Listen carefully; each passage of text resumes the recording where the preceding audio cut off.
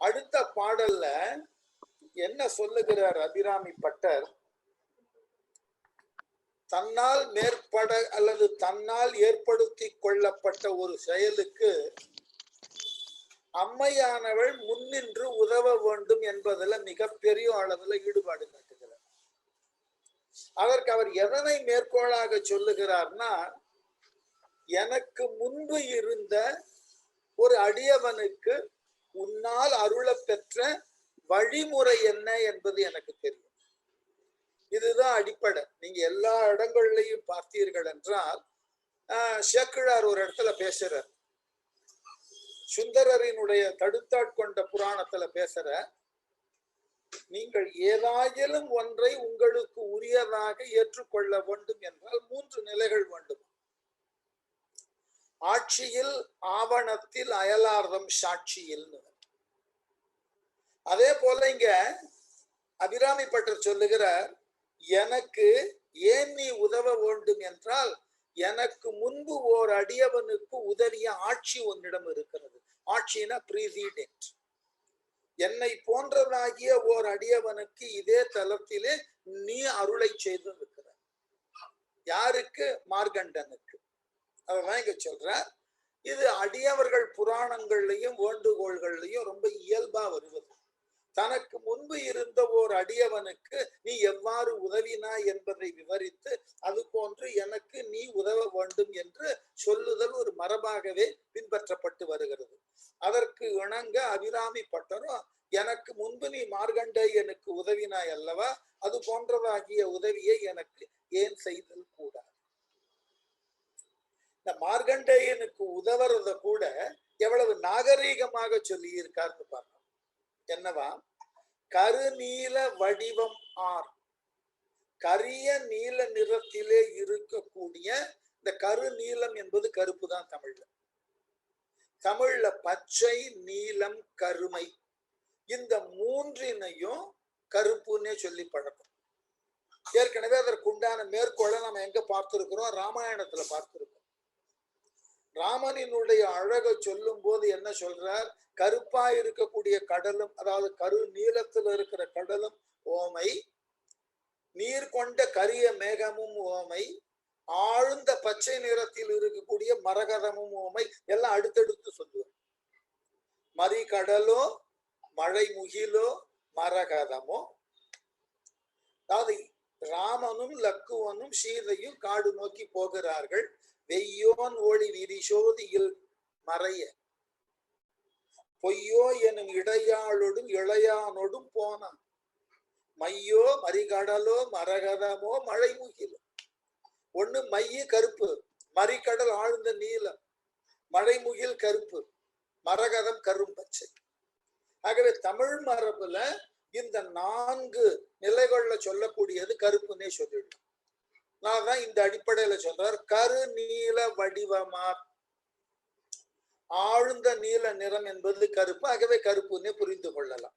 கரு நீல வடிவமா மாடேறி, மாடுனாக்க எருதின் மீது, எருமை மாட்டின் மீது ஏறி, உத்தண்ட கனதண்டம், உத்தண்டம்னா தன்னுடைய நிர்வாகத்தினுக்கு உரியதாகிய சான்றாக உள்ள கனதண்டம், நல்ல வலுவான தண்டத்தை கையில் கொண்டு, நான் தான் இந்த உலகை கால நேரம் பார்த்து நிர்வகிக்கிறேன் என்று உத்தண்டத்தை கொண்டு கையில் அது கன தண்டம் கொண்டு வருகிறான். யாரு? யமனா. வெம்பாசமும், கொடிய பாசம். ஏன் அதற்கு வெம்பாசம்னா, இன்னாரின் உயிரை இப்பொழுது எடுக்கணும்னு முடிவு பண்ணிட்டான்னா அதனை மாற்றுவதற்கு வாய்ப்பே கிடையாது. ஆகவே அது கொடிய பாசம். எல்லோர் மீதும் இயல்பாக எரிந்து அவர் தம் உயிரை வவ்வுவதற்கு உண்டான பாசம். அதுல கருணையே கிடையாது. ஆகவே வெம்பாசம். வெம்பாசமும் கை கொண்டு இந்த 2த்தையும் கையில வைத்திருக்கிறார். தன்னுடைய ஆணைக்கு உட்பட்டதாகிய தண்டம் வைத்திருக்கிறார். அதை திரிசூலம்னு கூட சொல்லலாம். அதோட என்ன செய்கிறான்? உயிர்களை வவ்வுவதற்கு உண்டான பாசக்கயிறையும் வைத்திருக்கிறான். கை கொண்டு சண்டமா காலன், அவன் சண்டன். என்ன அடிப்படையில் அவனை எதிர்க்க முடியாது. யார் எதிர்த்தாலும் அவர்தம் உயிரை வவ்வுதல் என்பது உறுதி. ஆகவே அவன் சண்டன். யார் அவன்? மா காலன், பெரியதாகியதோர் யமன். காலன் முன் எதிர்க்க. அந்த யமனை எதிர்ப்பதற்கு ஒருவன் முன் நின்றான். யாரு? மார்கண்டன். வெருண்டு நோக்க. இந்த கதை எல்லோருக்கும் தெரியும். முருகண்டு ரிஷிக்கு உரிய தவத்தை அவர் மேற்கொண்ட பொழுது இறைவன் தோன்றி, உனக்கு எல்லா சகல ஞானங்களையும் கொண்டுள்ள ஒரு மகன் 16 ஆண்டு வரை இருக்க வேண்டுமா, இல்ல சாதாரண அறிவோடு கூடிய மகன் பல ஆண்டு இருக்க வேண்டுமான்னு கேட்ட உடனே முருகண்டு முதலாவதை தேர்ந்தெடுக்கிறார். மிகப்பெரிய ஞானவானாக இருக்கக்கூடிய மார்கண்டன் பிறக்கிறான். இளம் பிராயத்திலேயே அதீதமான பக்தி, சகல சாஸ்திரங்களையும் கற்கிறான். நாள் செல்ல செல்ல பெற்றோர்களினது வருத்தம் அவனுக்கு புரியல. ஏனென்றால் நாள் ஒன்று செல்ல செல்ல இவன் ஆயுட்காலத்துல ஒன்று முடிகிறது நல்லவா பொருள். ஆகவே நாள் செல்ல செல்ல இந்த ஆண்டுகள் கூட கூட பெற்றோர்கள் ஒரு கவலைக்கு உட்பட்டு இருப்பதை பார்க்கிறான். காரணம் கேட்கிறான். உண்மையையே பேசி பழக்கப்பட்ட அவர்கள் உள்ளதை சொல்லி விடுகிறார்கள். அதுதானே பார்க்கலாம் என்று என்ன செய்கிறான், அந்த உரிய நாளிலே காலன் இவனது உயிரினை கவர வருகின்ற பொழுது வெருண்டு என்ன செய்தான் இந்த மார்கண்டன் வெருண்டு நோக்க திரு நீலகண்டன் எனும் நின் பதியை. என்ன அழகான அந்த வார்த்தையை போட்டாருன்னு பாருங்க. உன்னுடைய பதின்னு போட்டிருக்கலாம். திருநீலகண்டன் எனும் நின் பதியை. ஏன் திருநீலகண்டத்தை கொண்டு வந்து இங்க நினைவுபடுத்துகிறார் அபிராமி பட்டர்? பார்க்கடலை கடைந்த காலத்துல தோன்றின விஷம் காற்றிலே பரவி சகல உயிர்களையும் கொல்லுவதற்கு ஆயத்தமான பொழுது எல்லோரும் சென்று சிவனிடம் முறையிட அந்த விஷத்தை எல்லாம் திரட்டி தான் உண்டான். அதனால அவனுக்கு நீலகண்டன்னு பேர். எங்க சிக்கல், அனைத்து உயிரையுமே காப்பதற்காக கொடிய விஷத்தையே உண்ணுவதற்கு முன் வந்தவனாகிய உன் கணவன் அம்மையே எவ்வளவு அழகா நினைவுபடுத்துறாருன்னு பாருங்க.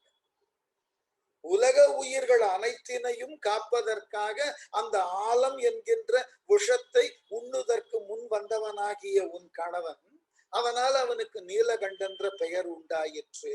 அப்படிப்பட்ட ஆற்றல் உடையவன் இந்த ஒரு உயிராகிய மார்கண்டனை காப்பாத்தாமையா விட்டுருவான். அவனுடைய ஆற்றல் எவ்வளவு பெரியது! பரந்துபட்ட இந்த உலகத்துல இருக்கக்கூடிய எல்லா உயிர்களையும் கொல்லுவதற்கு பரவி கொண்டிருந்த கொடிய விஷமாகிய ஆலத்தையே உண்டு அனைத்து உயிர்களையும் ரட்சித்தவன். அப்படிப்பட்ட ஆற்றல் உடைய அந்த சிவபெருமான் இந்த மார்கண்டன் என்கின்ற ஒருவனின் உயிரை காப்பாற்ற மாட்டானா? அப்படி ஒப்புமை கொண்டு வரார். நேரடியாக நம்ம புரிந்து கொள்ளணும். அதுக்குதான் அடியவர்கள் ஒரு சொல்ல போட்டார்கள்னா அதுக்கு ஏதாகிலும் ஒரு வலுவான காரணம் இருக்க வேண்டும் ஆராய்ச்சி. எத்தனையோ சொல்ல போட்டிருக்கலாமே, ஏன் நீலகண்டன் சொல்ல போட்ட? திரு நீலகண்டன் எனும் நின் பதியை. உன்னுடைய கணவனாக இருக்கிறானே திருநீலகண்டன், சிவனுக்கு எத்தனையோ நாமங்கள், இந்த இடத்துல இதுக்கு திருநீலகண்டன் போட்டார். நின்பதியை உள்ளத்தில் அன்பு கொண்டு அர்ச்சனை செய்ய. யாரு அன்பு கொண்டு அர்ச்சனை செய்தார்களா? மார்கண்டன் அன்பு கொண்டு அர்ச்சனை செய்தான். யாரை? உன் பதியை. அவருக்கு பேர் என்ன? திருநீலகண்டன். அந்த மார்கண்டனுக்கு அந்த உண்மை தெரிந்திருக்கும். அன்று ஆலம் உண்டு அனைத்து உயிரையும் காப்பாற்றினாயே, இன்று என் உயிரை காப்பாற்றுதல் உனக்கு என்ன கடினம்? ஆகவே அன்பு கொண்டு அர்ச்சனை செய்ய ஈசன் விலிங்கம் பிளப்ப நின்னோடு தோன்று. அந்த நிலையில என்ன ஆயிற்று?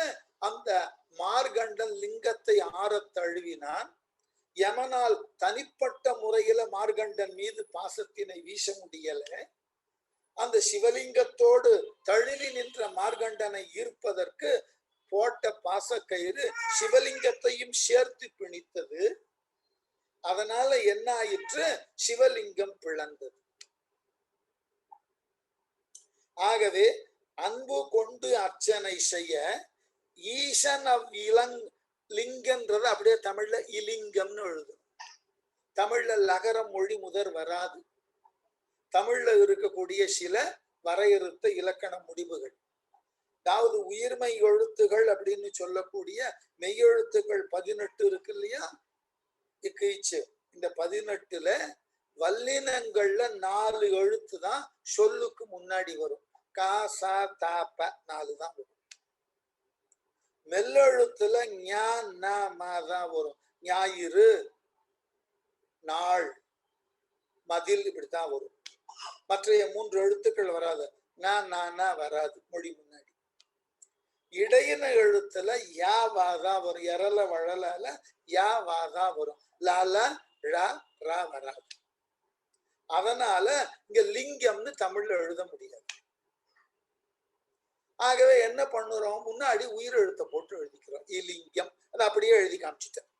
அதுதான் இந்த பாட்டை படிக்கிறதுல வரக்கூடிய சிக்கல். ஈசன் அவ் இலிங்கம் பிளப்பன்னு எழுதினாலும் நம்ம படிக்கின்ற பொழுது லிங்கம் பிளப்பன்னு படிச்சோம். லிங்கம் பிளப்ப நின்னோடு தோன்றி, சிவன் யாரோடு தோன்றினான்? அம்மையே உன்னோடு தோன்றினான். ஒரு குறிப்பு வச்சிருக்காரு. அதுக்குதான் ஏன் சிவன் தனித்து தோன்றாமல் அம்மையோடு தோன்றினார் தெரியுமா? நோக்கம் யமனை சம்ஹாரம் பண்ணணும். யமனை சம்ஹாரம் பண்ணுவதற்கு சிவபெருமான் யாரோட தோன்றுகின்றான்? பார்வதியோட தோன்றுகின்றான், உமையோடு தோன்றுகின்றான். யமனை எந்த கால்ல உதைத்தான்? இடது கால்ல உதைத்தான். இடது பக்கம் என்பது யார்?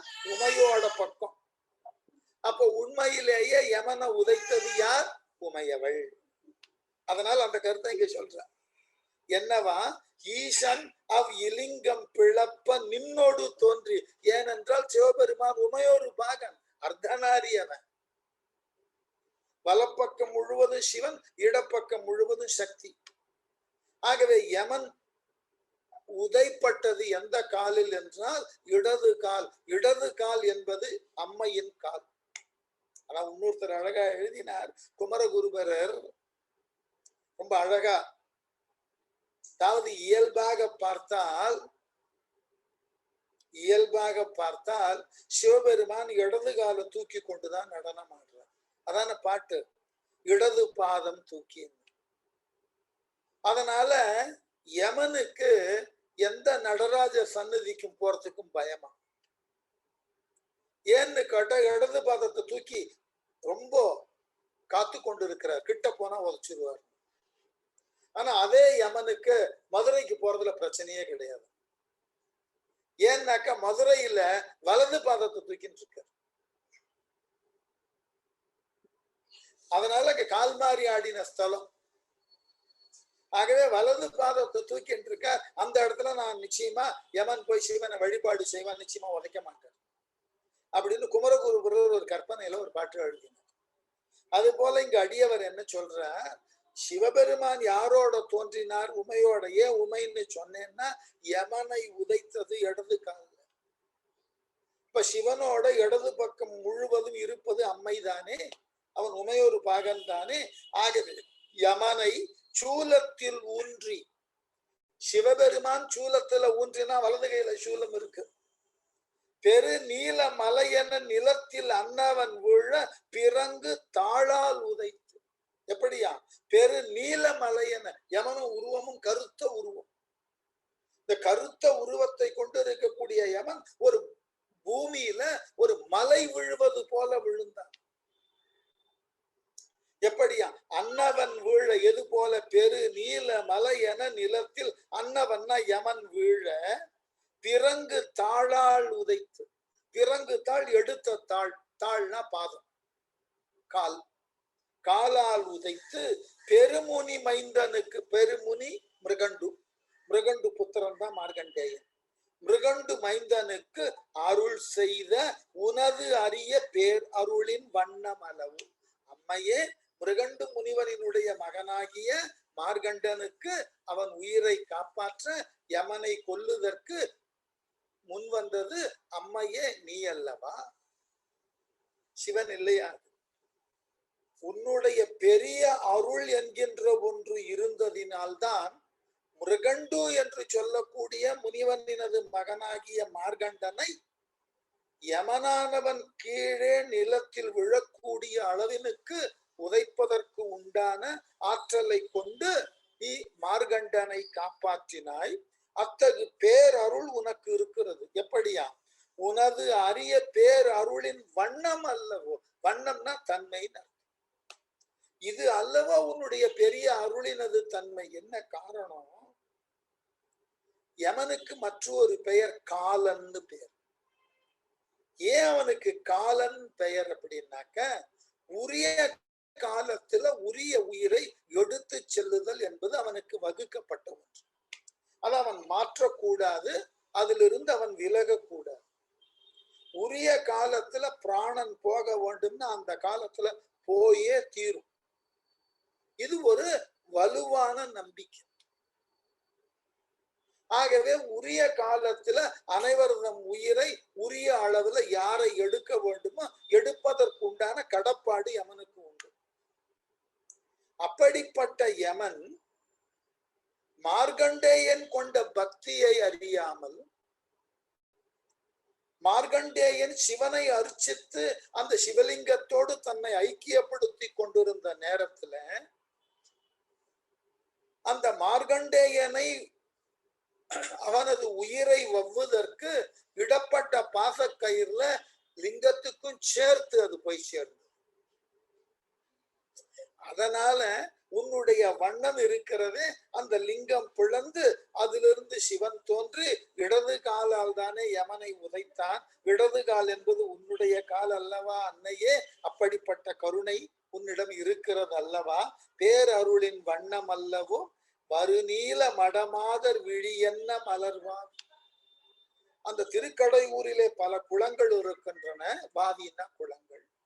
அந்த குளங்கள்ல பல மலர்கள் மலர்ந்து இருக்கின்றன. அந்த மலர்கள் எல்லாம் பெண்களினது அழகிய கண்களை போல் திகழ்கின்றன. வருநீல மடமாதர் விழி என்ன மலர்வாதி. நீலோற்ப மலர்கள் எல்லாம் அந்த குளங்களில் மிகுதியாக பூத்திருக்கின்றன. அந்த நீலோற்ப மலர்கள் எல்லாம் பெண்களினது, மடப்பம் உடைய பெண்களினது கண்களை போல் ஒளிருகின்றன. வளர் திருக்கடவூரில் வாழ்வானே. இப்படிப்பட்ட இயற்கை வளம் நிரம்ப பெற்றிருக்கக்கூடிய, நீர்வளம் நிரம்ப பெற்றிருக்கக்கூடிய திருக்கடையூரிலே வாழுதற்கு உரியவளாகிய வாம பாகத்திற்கு உரியவளே. வாமி சிவனினது வாம பாகம் இடப்பக்கத்திற்கு உரியவளே. சுபநேமி எல்லோருக்கும் சுபமான வாழ்க்கை முறையை தருபவளே. புகழ் நாமி உன்னுடைய நாமமானது எல்லோராலும் புகழப்படக்கூடிய அளவில் இருக்கிறது. சிவசாமி மகிழ்வான். சிவன் என்றென்றும் மகிழ்வதற்காக அவன் இடப்பக்கத்திலே நிரந்தரமாக இருக்கக்கூடியவளே அபிராமி. அபிராமி என்று சொல்லக்கூடிய உமா என்பவளும் நீயே என்று மார்கண்டேயனுக்கு அருள் செய்ததே சிவன் அல்ல, சிவனது இடப்பாகத்தில் இருந்த நீதான். ஆகவே எனக்கு முன்னோடியாக ஒரு கருத்தை நான் சொல்லிவிட்டேன், நீ மார்கண்டேயனுக்கு அருளினாய் என்று. அப்படிப்பட்ட நீ எனக்கு இந்த யம பயத்திலிருந்து, மரண பயத்திலிருந்து விடுதலை தரமாட்டாயா? இதுதான் முக்கியம். இன்னைக்கு கோவில்களுக்கோ ஏனைய பிற இறை நம்பிக்கைகளுக்கோ அடிப்படையில இருக்கக்கூடிய 2 அச்சம் தான் காரணம். நாம் உலகத்துல இறை நம்பிக்கையோடு இருப்பதற்கும் இறை அச்சத்தோடு இருப்பதற்கும் நம்மால் மேற்கொள்ளக்கூடிய பல வகையான வழிபாடுகளுக்கும் அடிப்படை 2 அச்சம் தான். ஒன்று மரணம் பற்றின அச்சம், மற்றொன்று நம் எதிர்காலம் பற்றின அச்சம். இதுதான் அடிப்படை. இந்த 2 அச்சத்தினையும் மானுடன் எந்த அளவிலும் தன்னுடைய நிலையிலிருந்து புரிந்து கொள்ள மறுக்கிறான். எல்லா ஞானிகளும் அதை சொல்லிவிட்டு சென்றிருக்கிறார்கள். வகுத்தான் வகுத்த வகை என்றார் வள்ளுவர். உனக்கு உரியது எது என்பது முன்பே வகுக்கப்பட்டு விட்டது.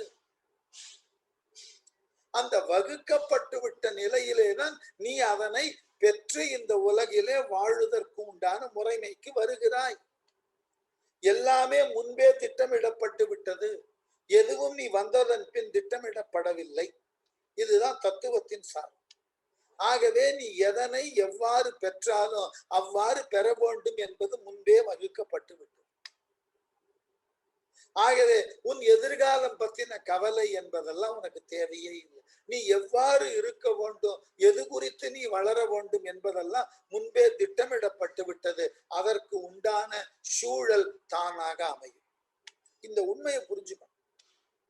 அதே போல மரணம் எப்பொழுது வரும் என்றது முடிவாகி விட்டது என்றால் யார் தடுத்தாலும் நினைக்கப்படும். ஒரு இடத்துல விவேகானந்தர் பேசுறார், மரணம்ன்றது ஒரு பெரிய கவலைக்குரிய விஷயம் என்று எல்லோரும் எண்ணுகிறார்கள். அதுல கவலைப்படுறதுக்கு ஒண்ணும் இல்லை. ஏன்னு கேட்டா, நீ உயிரோட இருக்கிற வரைக்கும் மரணம் வராது. உனக்கு மரணம் வந்து விட்டதுன்னா என்ன நடந்ததுன்னு உனக்கு தெரியாது. அது வந்த போது நீ உயிரோடு இருப்பதில்லை. ஆகவே நீ இல்லாத பொழுது ஒன்று வருவதை பற்றி ஏன் கவலைப்படுகிறாய்? இருக்கும் போதே. இன்னொரு இடத்துல தாயுமானவர் வேடிக்கையா சொன்னார், செத்த பிணத்தருகே நின்று ஓலமிடும் ஷாம் பிணங்கள். யாரேனும் ஒருவர் இறந்து போனார், அவரை சுற்றி நாம் அழுது கொண்டு இருக்கிறோம். இதை பார்த்துட்டு அவர் சொன்னார், இறந்து போன பிணத்தின் அருகே நின்று இனி வருங்காலத்தில் இறக்கக்கூடிய பிணங்கள் எல்லாம் அழுது கொண்டு இருக்கின்றன. இது என்ன பைத்தியக்காரத்தனம்? இதுதான் இந்த இரண்டை மூலதனமாக கொண்டுதான் இன்று வரைக்கும் உலகத்துல இருக்கக்கூடிய எல்லா இறை நம்பிக்கையும் எல்லா இறை ஆளுமைக்கு உரியவர்களும் நம்மை வஞ்சித்தோ ஏமாற்றியோ தங்களை வளர்த்து கொண்டு இந்த ரெண்டு தான் அடிப்படை, வேற எதுவுமே கிடையாது.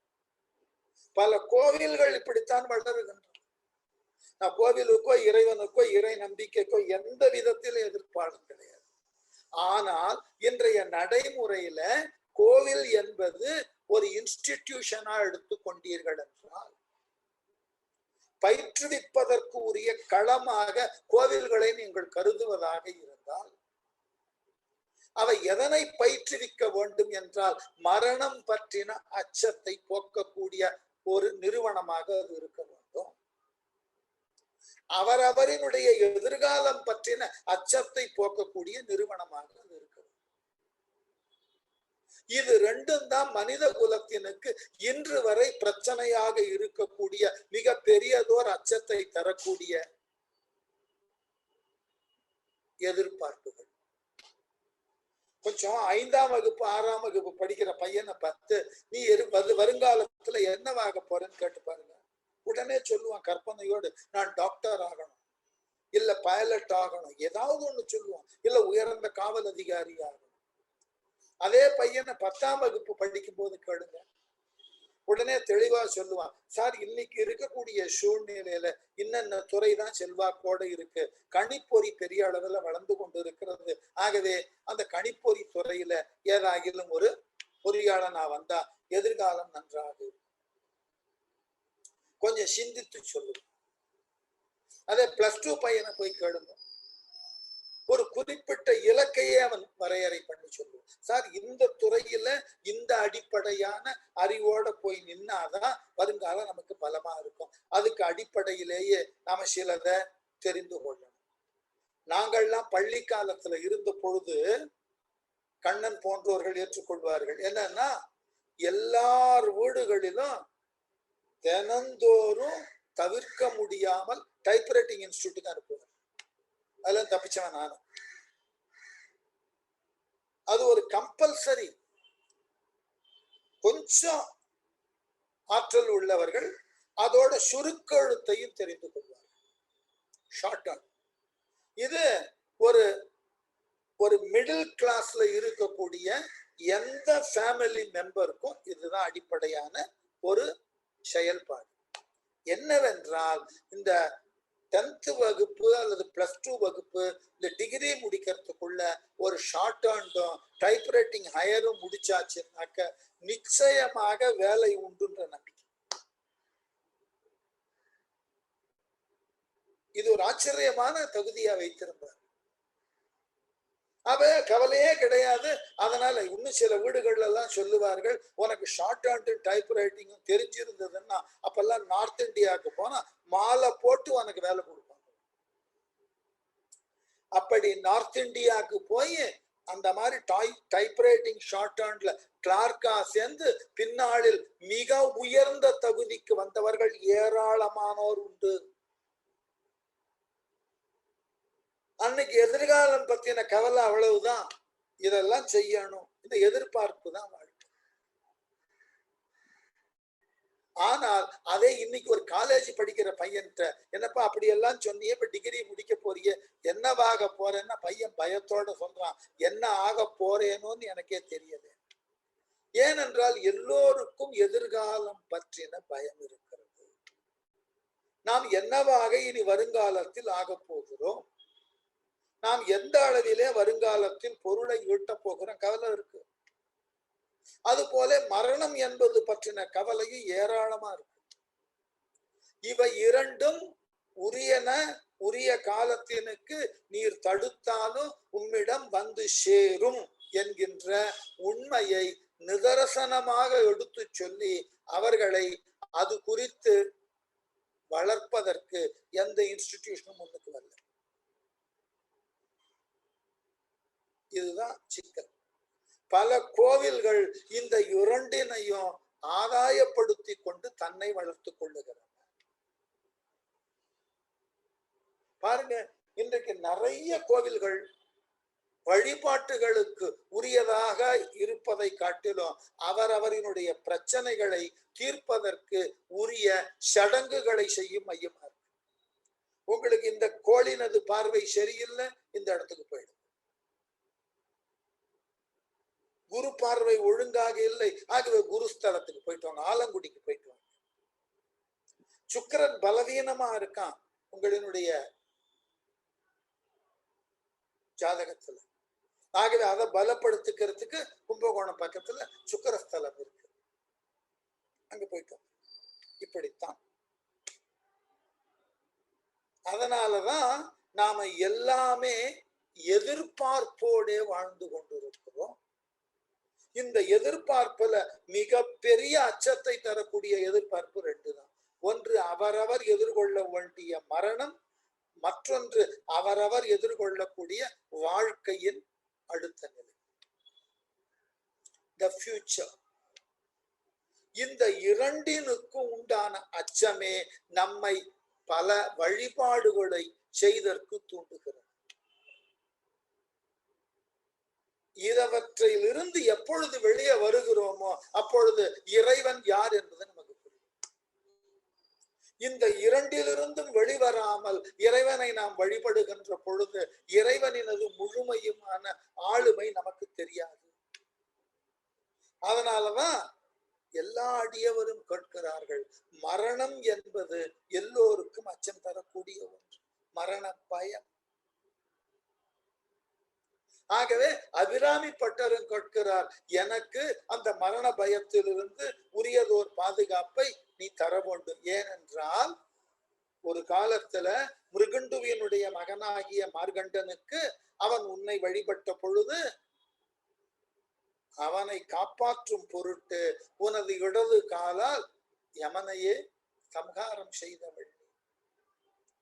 ஆகவே அத்தகு ஆற்றல் உடைய நீ உன்னுடைய கணவனாகிய சிவபெருமான் திருநீலகண்டன் உலக உயிர்களை ரட்சிப்பதற்காக ஆலம் என்கின்ற விஷத்தையே உண்ணுதற்கு முன் வந்தவன். அப்படிப்பட்ட நீங்கள் என்னை போன்ற ஒரு சாதாரண அடியவனினது உயிரை காப்பாற்ற மாட்டீர்களா? அதுதான் எதிர்பார்ப்பு. இந்த ஒரு சின்ன எதிர்பார்ப்பை சொல்றதுக்கு இவ்வளவு பெரிய பாட்டு எடுத்துட்டேன்.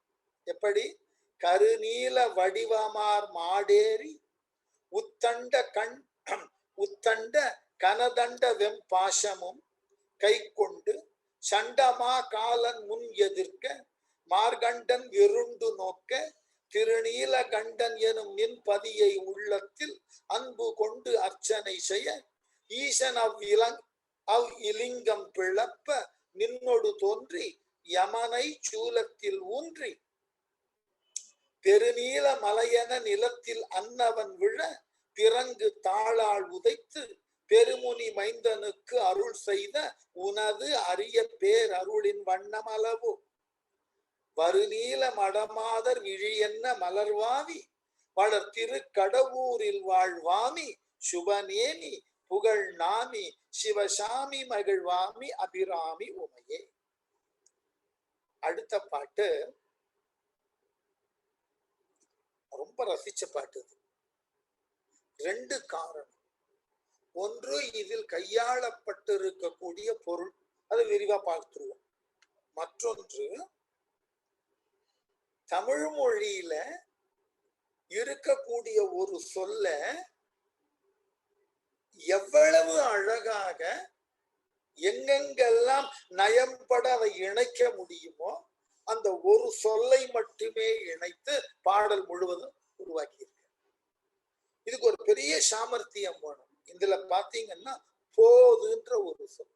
போது அப்படின்னாக்க மலரக்கூடிய நிலையில் இருக்கக்கூடிய ஒரு மலர், அதுக்கு பேரு போதுன்னு பேர்.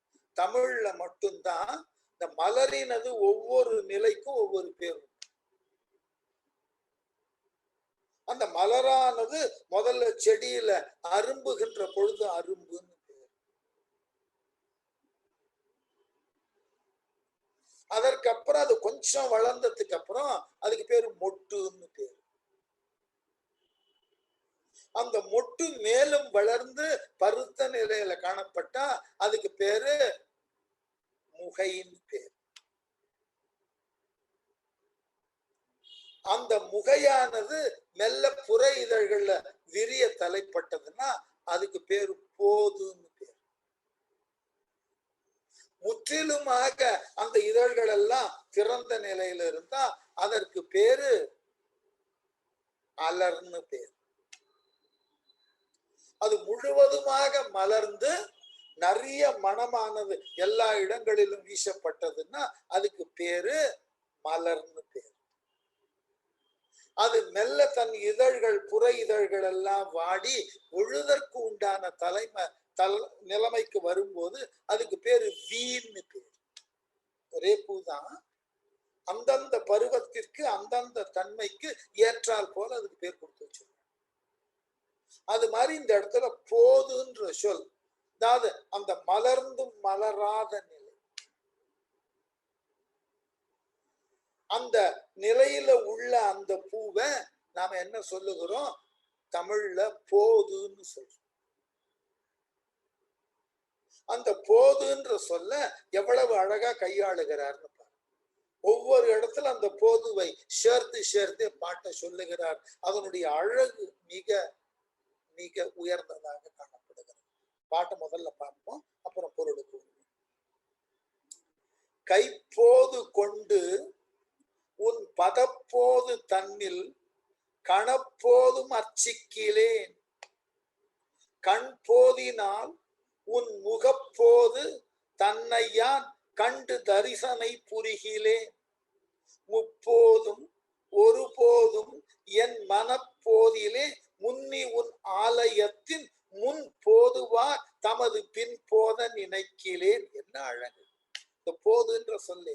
நினைக்கிலேன் மோசமே போய் உழன்றேன் மைப்போதகத்திற்கு நிகரன போது எருமை கடா மீது ஏறியே மாகோர காலன் வரும் போது தமியேன் மனம் கலங்கி தியங்கும் அப்போது வந்து உன் அருட்போது தந்தருள் ஆதி கடவுரின் வாழ்வே அமுதீசர் ஒரு பாகம் அகலாத சுகபாணி அருள்வாமி அபிராமி. இந்த போதுன்ற சொல்லு என்னென்ன பொருள்ல கையாள்றாரு. இதுதான் ஒரு புலமையினுடைய உச்சம். சாதாரண ஒரு சொல்லை எடுத்துக்கொண்டு இந்த சொல்லை நம்ம பல முறை கொள்றோம். ஒருத்தர் சாதாரணமா கேட்பான், நாளைக்கு உங்க வீட்டுக்கு வருகிறேன்னு சொன்ன எப்போது?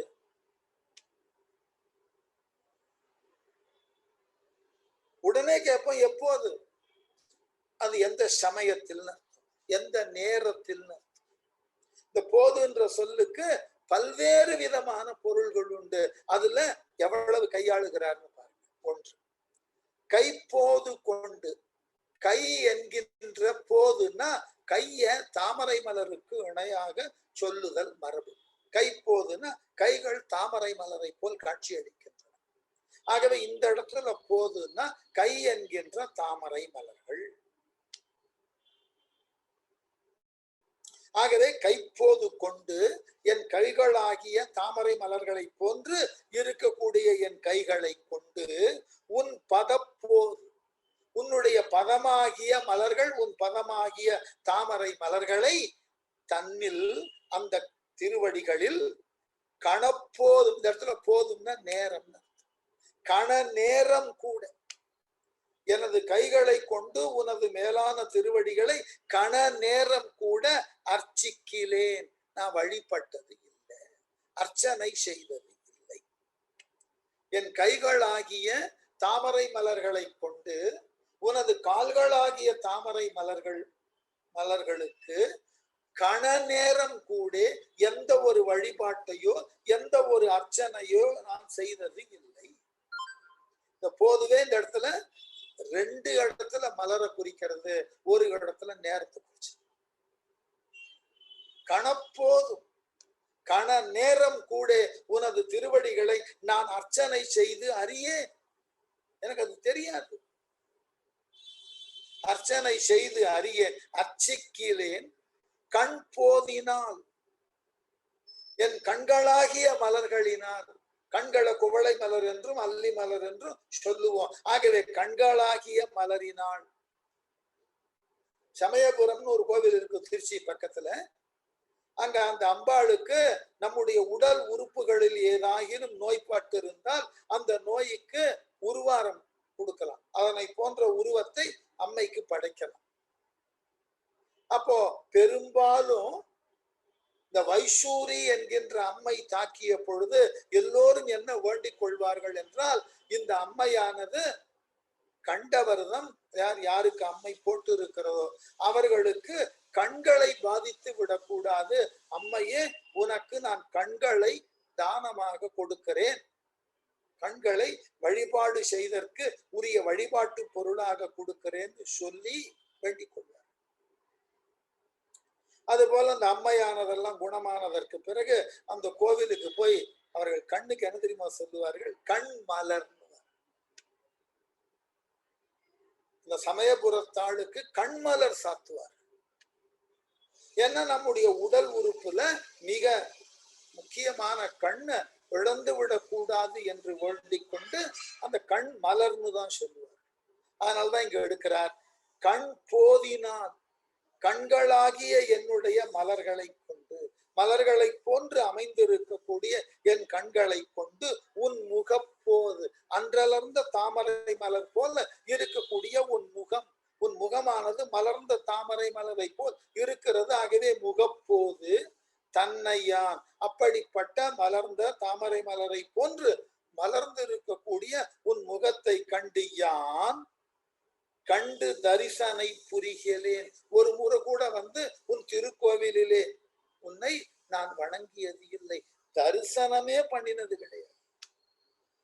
வணங்குறது அப்புறம், கோவிலுக்கு சென்று தரிசனம் பண்ணுதலே ஒரு பெரிய புண்ணியம். அப்புறம் வணங்கணும், அப்புறம் விரதம் இருக்கணும், அதற்கு ஏற்றாற்போல் செயல்படணும். அதெல்லாம் மிகப்பெரிய வேலைகள். நம்ம முன்னோர்கள் எல்லாம் சொன்னார்கள், கோவிலுக்கு போகுதல் என்பது ஒரு பழக்கமாச்சு. எப்படி நாம் அன்றாட உணவு உண்ணுகிறோமோ, எவ்வாறு நமக்கு உரிய அன்றாட பணிகளை எல்லாம் முறைப்பட செய்கிறோமோ, அதுபோல் நாம் வசிக்கக்கூடிய பகுதியில இருக்கக்கூடிய கோவிலுக்கு அன்றாடம் செல்லுதல் என்பது பழக்கப்படுத்திக் கொள்ளும். பாரதி எழுதுவான் இல்லையா, என்று வழக்கப்படுத்தி கொள்ளு பார்ப்பார். ஏனென்றால் இது நம்மை அறியாமல் நம்முடைய செயல்பாட்டோடு இரண்டர கலந்த ஒரு செயலா இருக்கணும். மாலை 6 மணினா கோவிலுக்கு செல்ல வேண்டும் என்கின்ற உந்துதல் நம்முள்ளேயே தோன்ற வேணும். அது ஒரு இக்கட்டான சூழ்நிலையாக இருந்தாலும் அதை செய்தாக வேண்டும் என்கின்ற ஒரு ஈடுபாடு, ஆங்கிலத்துல சொல்றோம் இல்லையா, கமிட்மெண்ட். அது அன்றாட நம்முடைய செயல்பாட்டுல ஒன்று. பண்டைய காலத்துல அப்படித்தான் இருந்தார்கள். மெல்ல மெல்ல மெல்ல நாகரீகம் என்ற ஒன்றினாலே நாம் நமக்குரிய நல்ல பல தன்மைகளை இழந்து இப்பொழுது மிகப்பெரிய இக்கட்டுல மாட்டிக்கொண்டோம். அது ஒரு அழகான வழக்கம். வேடிக்கை என்ன தெரியுமா? நம்மை போன்று இருக்கக்கூடிய பக்தர்கள் அல்லது அடியவர்கள் எவ்வளவுக்கு எவ்வளவு கோவில்களுக்கு செல்லுகிறார்களோ அவ்வளவு அளவினுக்கு அந்த கோவிலும் தன்னை நிலைநிறுத்தி கொள்ளும். இதுக்கு பேருதான் வினையால் வினையாக்கி கோணம். நாம் மிகுதியாக கோவில்களுக்கு செல்ல செல்லதான் அந்த கோவிலின் கண் உள்ள மூர்த்தங்களுக்கு ஆற்றல் பெறும். அப்பொழுதுதான் அந்த கோவில்கள் எல்லாம் இந்த உலகில நின்று நிலைக்கும். இது நமக்கு தெரியறதே இல்லை. இது தெரிவதே இல்லை. நிறைய தப்பு பண்ணின இடம். அதனால்தான் மாற்று மதங்கள் எல்லாம் ஏற்கனவே சொல்லி இருப்பேன். ஒரு உண்மை என்னவென்றால், மாற்று மதங்களாகிய வெளிநாடுகளிலிருந்து வந்திருக்கக்கூடிய இங்கு இன்றைக்கு பெருமளவிலே வளர்ந்து இருக்கக்கூடிய மதங்கள்ல அவர்கள் பின்பற்றக்கூடிய ஒரு கோட்பாட்டை பாருங்கள். ஒரு குறிப்பிட்ட நாளில் ஒரு குறிப்பிட்ட வழிபாட்டினுக்கு நீ எங்கிருந்தாலும் வந்தாக இல்ல, நீ இருக்கக்கூடிய இடத்தினுக்கு அருகாமையிலே நீ வழிபடுவதற்கு உண்டான கோவில் இருக்கிறதுனா போய் வழிபட்டாங்க.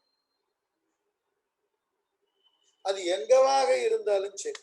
நான் எதை சொல்லுகிறேன்னா, இஸ்லாம் கிறிஸ்துவத்துல ஞாயிற்றுக்கிழமை நீங்கள் என்ன பணியில் அமர்ந்திருந்தாலும் சர்ச்சுக்கு போங்க. அது போல வெள்ளிக்கிழமை மதிய தொழுகைக்கு நீங்கள் எந்த மூலையில் இருந்தாலும் அங்கு அருகில் இருக்கக்கூடிய தொழுகை இடத்திற்கு போய் தொழுகையை செய்யணும். இது தவிர்க்க கூடாத ஒன்று. அவ்வளவு அழகா வைத்திருந்தோம். அதே போல தொடக்க காலத்துல நாமும் நம்முடைய கோவில்களுக்கு இடைவிடாது செல்லுதல் என்பதை ஒரு பழக்கமாக இல்லை, ஒரு வழக்கமா வச்சிருக்கோம். இது ஒரு முறை இழந்தோம். இதுதான் நம்ம கிட்ட இருக்கிற சிக்கல். ஆகவே இவர் என்ன சொல்றார், அவர் காலத்திலே இருந்து சிக்கல் வந்துட்டது. அபிராமிப்பட்டர் காலத்திலேயே என்னுடைய கண்களாகிய மலரை கொண்டு நீ இருக்கக்கூடிய கோவில்கள்ல உன்னுடைய முகமாகிய மலரை கண்டு ஒரு முறை கூட நான் வந்து வணக்கம் செய்யவில்லை. அதுதான் அழகு. கண்டு தரிசனை புரிகிலேன், உன்னை தரிசிக்க நான் வந்ததே இல்லை. என் கண்மலர் கொண்டு உன்னை கோவில்ல ஏறெடுத்தும் பார்க்க, உன்னுடைய முகமலரை பார்த்து அதிலே நான் லயிக்கவில்லை, அதனை நான் ரசிக்கவில்லை. அந்த உருவமாகிய உன்னை நான் தரிசனம் கூட பண்ணல, பார்க்க கூட இல்லை. இதுதான் பக்திக்கு உண்டான அடிப்படை. இறை உருவத்தை எங்காகிலும் ஒரு முறை பார்த்தல் என்பதே உயரிய வழிபாடு. இதை நம்ம நிறைய நேரங்கள்ல இழக்கிறோம். பழைய காலத்துல எல்லாம் சொல்லுவார்கள், ஒரு ஊருக்கு போனா அங்க இருக்கக்கூடிய இறை உருவம், அந்த உருவத்தினுக்கு உரியதாகிய கோவில், அந்த கோவிலினுக்காக கட்டப்பட்ட கோபுரம், அதை தரிசனம் பண்ணுவதே புண்ணியம். கோபுர தரிசனம் கோடி புண்ணியம் என்று சொல்லுவார். அப்படியாகிலும் நீ இறை உருவத்தை கூட போய் வழிபட வேண்டாம். கருவறைக்கு போய் அந்த இறைவன் குடிகொண்டு இருக்கக்கூடிய கோவிலையாவது அவன் கோபுரத்தையாவது ஒரு முறை பார்த்து உனக்கு உரியதாகிய வணக்கத்தை அதற்கு செலுத்துவோம். இந்த அளவுக்கு நாம நம்முடைய வழிபாட்டு முறையை எளிமைப்படுத்தினோம். அப்படி இருந்தும் நாம் நம்முடைய கோவில்களை புறக்கணித்துக் கொண்டோம். இதுதான் ஆச்சரியம். இப்ப நம்ம கபாலி மாதிரி இருக்கக்கூடிய கோவில்களுக்கு பார்த்தீர்கள் என்றால் மாதத்துல பிரதோஷத்தன்றைக்கு நிறைய கூட்டம். அதற்கு செல்லுவது என்பதை ஒரு முறையாக விரதமாக கை கொண்டவர்கள் ஏறாள். அதையே நான் சற்று மாற்றி கேட்பேன். பிரதோஷம் அன்று இவ்வளவு பேர் வரக்கூடிய நீங்கள் அனுதினமும் இதே போன்றதாகிய கூட்டத்தோடு கோவிலுக்கு சென்று வழிபாடு செய்தீர்கள் என்றால் நம்முடைய பலம் என்ன என்பது மாற்றாருக்கு தெரியும். நாம இடைவிடாமல் தொடர்ந்து இவ்வாறு வழிபாடு செய்யாமல் போனதினால்தான் நம் இடையே இவர்கள் ஊடறுக்க பிறந்து மதமாற்றத்தை செய்கிறார். ஆனால் அபிராமிப்பட்டர் காலத்திலேயே இது மாதிரியான சிந்தனை வந்திருக்க வேண்டும். சரபோஜி மன்னன் காலம் தானே. அதனால தன்னை யான் கண்டு தரிசனம் புரிகிலேன் முப்போதும் காலை மதியம் மாலை 3 போதும். இந்த இடத்துல 3 வேளைகளிலும் 3 நேரங்களிலும் முப்போதும் ஒருபோதும்னா நிச்சயமா இல்லைன்னு அர்த்தம். ஒருபோதும் இல்லைன்னாக்க நிச்சயமாக இல்லை, உறுதியாக இல்லைன்னு அர்த்தம். ஒருபோதும் நான் வரமாட்டேன்னா நீ என்னை எதிர்பார்க்க வேண்டாம், அந்த இடத்துக்கு நான் வரலேன்னு அர்த்தம். ஒருபோதும் அதை சிந்தியேன்னா எப்பொழுதும் அதை பற்றின அறிவே இல்லாமல் இருப்பேன். ஆகவே முப்போதும் ஒருபோதும் என் மனப்போதிலே என மனமாகிய தாமரையில் உள்ள தாமரை ஹிருதய கமலம் மனமாகிய தாமரையில் முன்னினாக்க இடைவிடாது நினைத்து, முன்னுதல் இடைவிடாது நினைத்து. அம்பிகையே 3 நேரத்துல நான் எப்பொழுதுமே என்னுடைய மனதுல உன்னை நினைத்தது இல்லை. ஆகவே முன்னி உன் ஆலயத்தின் முன் போதுவார் தமது பின் போது. எல்லா காலத்தும் உன்னை நினைத்து கொண்டிருக்கக்கூடிய உனது அடியவர்கள் செல்லக்கூடிய உனது சன்னதிக்கு அவர்கள் முன் செல்ல முன் போதுவார். போதுனாக்க இங்கு செல்லுதல். உன்னை தரிசிக்க உன் கோவிலுக்கு வருகிறார்களே உனது அடியார்கள் முன் போதுவார் தமது பின் போத நினைக்கிறேன்.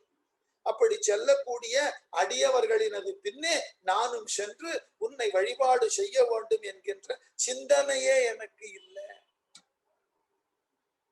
நமச்சிவாய பதிகத்துல சொல்லுவார் நாவுக்கரசர், இறைவனே உன்னை நோக்கி எல்லோரும் சென்றார்கள்.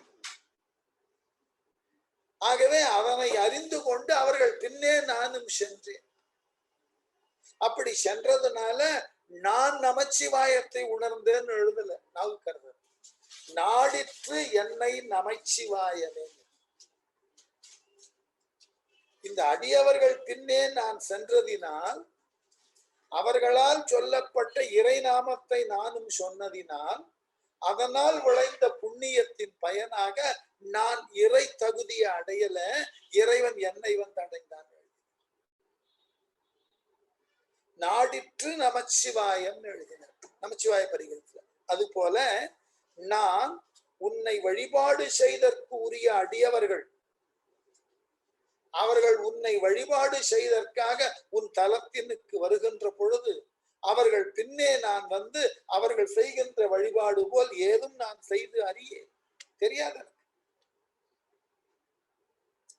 நினைக்கிலேன். மோசமே போய் உழன்றேன். தவறான பாதையில போய் என் வாழ்க்கையை மிக பெரிய அளவிலே உழப்பிக் கொண்டேன், கலக்கி கொண்டேன், நிம்மதி இல்லாமல் இருந்தேன். உழலுதல் என்றால் எதன் மீதும் நம்பிக்கையின்றி தவித்து வாழ்தலுக்கு பேர் உழலுதல். ஆகவே மோசமே போய் உழன்றேன். நான் எந்த விதத்திலும் என்னை உனக்கு உரிய பக்தனாக தயார்படுத்தி கொள்ளவில்லை, ஆயத்தப்படுத்தி கொள்ளவில்லை. அதனால என்ன ஆயிற்றா, மை போதகத்திற்கு நிகரென.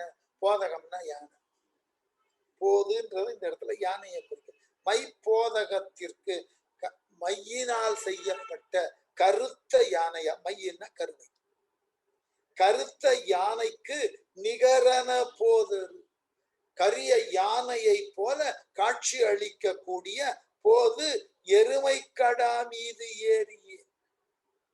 இந்த இடத்துல போதுன்னா ஓமை உருவு. அந்த கரிய யானையை போலே காட்சி அளிக்கக்கூடிய யமனினுடைய வாகனமாகிய எருமை கடா மீது ஏறிய மா கோர காலம், மகா கோரத்தை விளைவிக்கக்கூடிய. கோரம்னா தெரியும், பார்ப்பதற்கு அருவருக்கக்கூடியதெல்லாம் கோரம். மா கோரம். ஒருவனது உயிரை எடுக்கின்ற பொழுது ஐயோ இவன் உயிரை எடுக்கின்றோமே, இவன் சுற்றத்தார் எல்லாம் எவ்வளவு கட்டப்படுவார்கள், இவன் பிள்ளைகள் எவ்வளவு, எதையும் கவனிக்க மாட்டான். ஆகவே அவனுக்கு பேரு கோரன்னு பேர். ஆகவே மாகோர காலம் வரும்போது நான் மேற்சொல்லப்பட்ட எந்த ஒரு செயலையும் செய்யாமல் என்னை யமனானவன் வந்து, மரண பயம் அது, என்னை யமனானவன் வந்து பற்றுகின்ற பொழுது தமியேன், தன்னந்தனியாக இருக்கிறேன் நான். தமியேன் மனம் கலங்கி தியங்கும் போது நான் இனி என்ன செய்வேன், இனி எனக்கு என்ன நடக்கும், நான் எவ்வாறு இந்த உலக வாழ்க்கையிலே என்னை ஈடுபடுத்திக் கொள்வேன் என்று நான் தயங்கிய பொழுது, என்று நான் கலங்கிய பொழுது, மனம் கலங்கி தியங்கும் அப்பொழுது வந்து உன் அருட்போது தந்தருள்.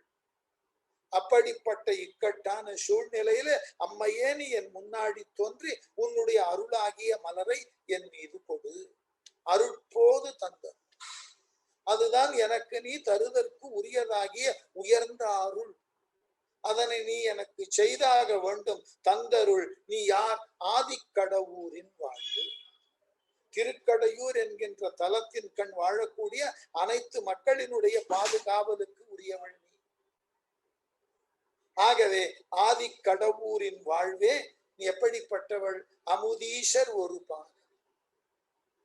அமிர்தத்தினை தருதற்கு உரியவனாகிய சிவனது இடபாகத்தில் நிரந்தரமாக குடியிருப்பவள் அகலாத சுகப்பான். அவனை விட்டு என்றுமே நீங்காதவள், அவனுக்கு உரிய மகிழ்ச்சியை எப்பொழுதும் தரத்தக்கவள். அருள்வாணி அபிராமியே, அருளினை தருதற்கு உரிய அபிராமியாக நீ இரு. இதுதான் எல்லோருடைய வேண்டுகோளுமாக இருக்கிறது. அதுதான் கைப்போது கொண்டு உனது பதப்போது தன்னில் கணப்போதும் அர்ச்சிக்கிலேன், கண் போதினால் உன் முகப்போது தன்னையான் கண்டு தரிசனை புரிகிலேன், முப்போதும் ஒருபோதும் என் மனப்போதிலே முன்னி உன் ஆலயத்தின் முன் போதுவார் தமது பின்னே போத நினைக்கிலேன், மோசமே போய் உழன்றேன் மை போதகத்திற்கு நிகரன போது எருமை கடா மீதேறியே, மாகோர காலன் வரும்போது தமியன் மனம் கலங்கி தியங்கும் அப்போது வந்து உன் அருட்போது தந்தருள். ஆதிக்கடவூரின் வாழ்வே அமுதீஷர் ஒரு பாகம் அகலாத சுகபாணி அருள்வாமி அபிராமியே என்பதோடு இன்றைக்கு இந்த அபிராமி பதிகம் நிற்கட்டும். அடுத்த வகுப்புல முடிச்சிருவேன் நினைக்கிறேன்.